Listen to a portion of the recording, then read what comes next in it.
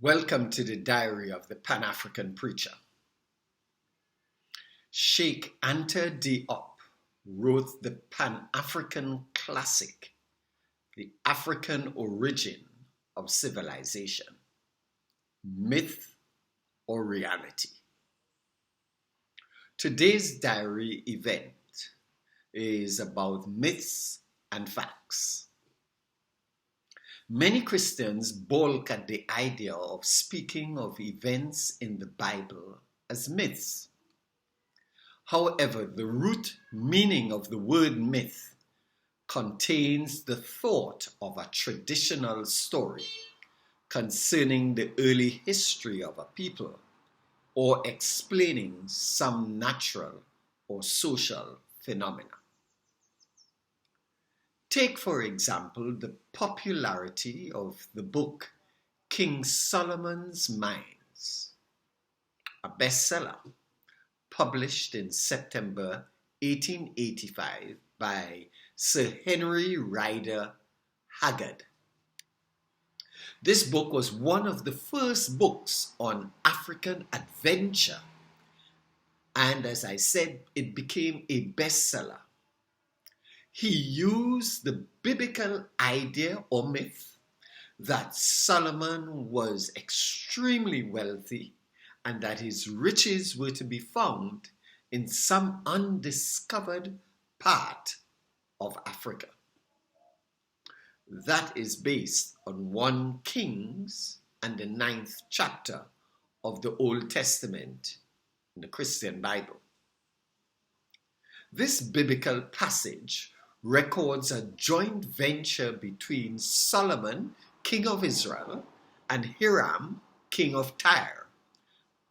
And this joint venture went on a quest to locate gold in the land of Ophir.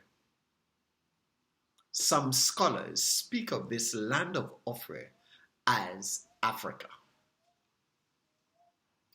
Is it coincidental that this book was published a few months after the German Chancellor Otto von Bismarck masterminded the partition of Africa at the Berlin Conference? This conference facilitated the political framework for Europe's colonization of the African continent. Notwithstanding the fact that Europe was in need to extend its sphere of influence due to the domestic pressure of their growing and restless populations. What we sometimes fail to understand is that human beings create myths, ideas to facilitate their need to project themselves in a particular way. You see, actions articulate and mobilize myths. As Africans today in the 21st century, we must ask ourselves, what myths is fueling the current move of American, Chinese, European, Indian, Russian, and Turkish officials, entrepreneurs, and adventurers into Africa? Is it that they're still looking for Solomon's mines? And what of the Christian church in Africa? What is our responsibility towards the further exploitation of the continent and the pauperization of our peoples?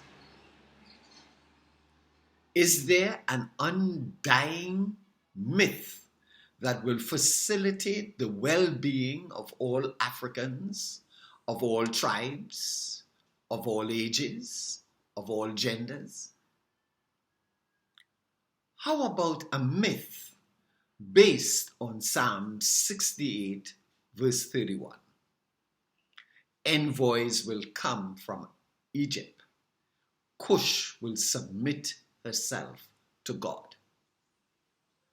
An idea of ourselves, Africans, as a great people, a God-fearing people, a people who will be represented by outstanding diplomats throughout the world's capitals, projecting and protecting our interests, our developments, and our trade.